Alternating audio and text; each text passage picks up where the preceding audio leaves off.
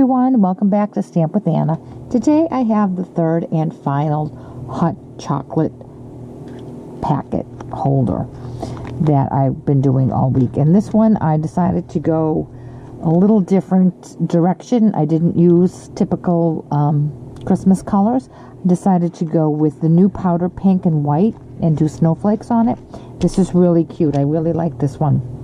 So let me get started.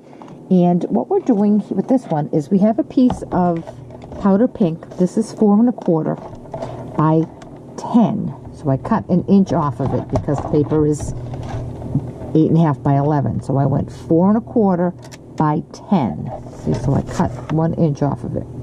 Scored it at 5 1/2 and at 9.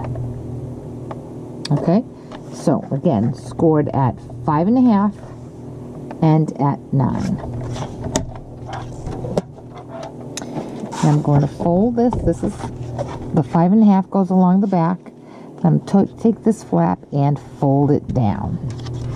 And this is my front. Now I have my bone folder here because I do want to have, while I'm embossing, I do want to have a nice crisp crease. So what I'm going to do is lay this flat out. I'm going to put a piece of scrap paper underneath it. And using this snowflake from the new Snowflake Sentiments, I'm going to stamp in this section right here with Versamark.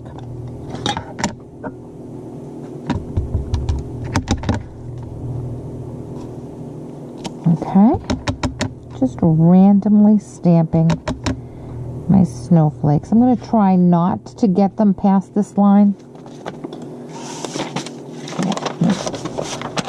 I'm going to put that. I'm going to cover that right there, just so I don't get it past that line.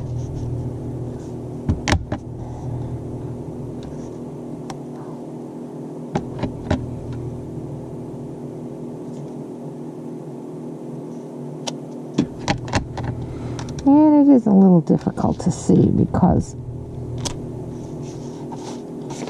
it's Versamark.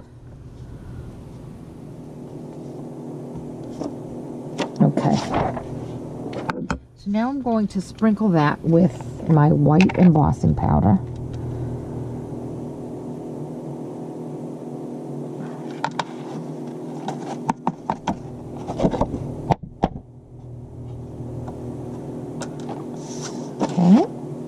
And I'm going to emboss that.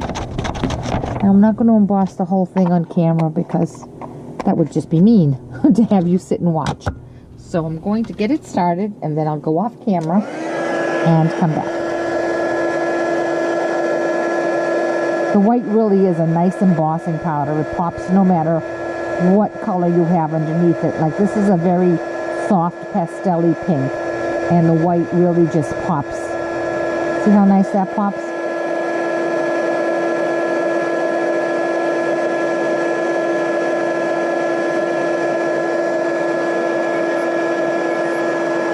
Okay, I'm going to finish this off camera. I'll be right back.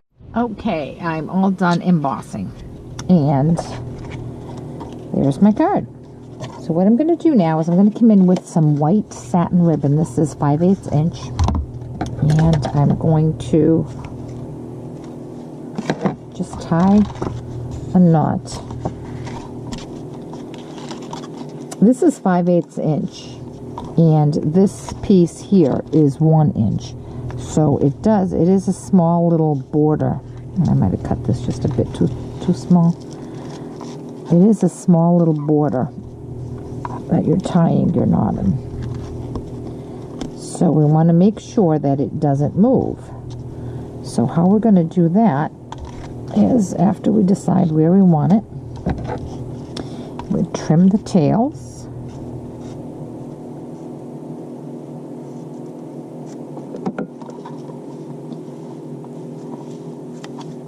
I'm going to take a glue dot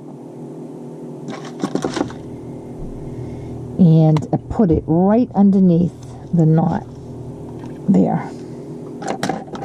And I I just had my pokey tool and I don't know what I did with it, so I'm going to use a pair of scissors. Got these brand new little scissors. These are Stampin' Ups. Oh my goodness. I've gone through so many other snips. I've gotten them at the craft store, and oh my goodness, every so often I have to buy new ones. These ones here are awesome. I love them. Don't think I'll be buying any more. If they're as good as my large ones, which are now retired, they're going to last me forever. Okay, so there's my card. And my hot chocolate goes in there like this. Of course, we need to finish. We have to add a little more to it. So what I'm going to do is I'm going to emboss on this powder pink.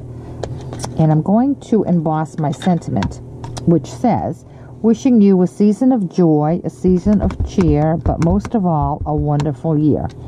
And I'm just going to stamp that right on this piece of scrap. And I'm going to emboss that with white. And even though the type is small on this, it does emboss beautifully. You can see, you can read the words nicely.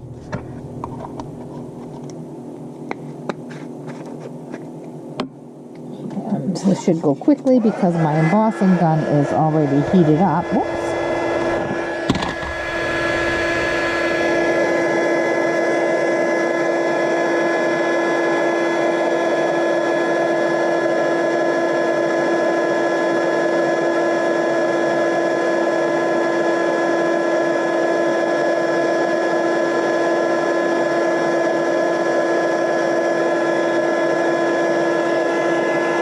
Okay, all embossed. And see how clear you can read that? It's beautiful.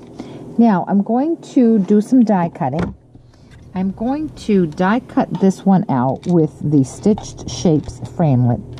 And then from a piece of scrap white, I'm going to die cut a scalloped circle. I'll be right back. Okay, I'm back. Now I'm just going to mount this pink one onto the scalloped white, and it is a very, very small border. Okay, I'm going to take this is a 1/8 inch hole punch. It is retired, but any hole punch will work. I'm going to pop that there, and I'm going to take some white thick baker's twine. And I'm going to double that up, and going front to back, I'm going to insert this through that little hole, and I've made a loop. Now I'm going to take these two and run that through the loop, so I've made a tag. And now I'm going to attach that to this bow here. I'm going to run one underneath the back of the ribbon, and then I'm going to just tie a knot right here. God, my fingers won't work today.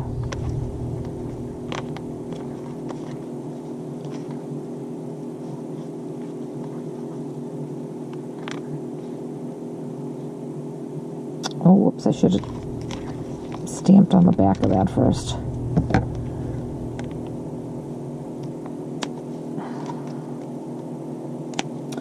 And there's that. Now, on this one here, I did stamp to and from on the back of it. I should have done that before I did this here. But I'm going to see if I can get that. I wouldn't suggest doing it this way because I'm not going to have a nice flat surface. And this to be too, wait a minute. I'll make sure I actually stamp it the right way.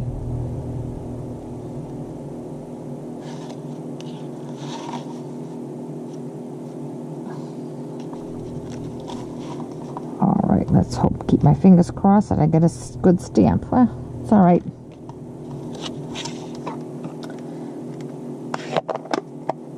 Alright, now I'm going to put my hot cocoa back in there. And then right here, the last thing I'm going to do is add some bling. And I'm going to take 3 tiny little rhinestones and attach that right there. And there we have it. Here's another one. All done. And isn't that cute? I thought it was a different way to make it for the holidays without using the traditional colors.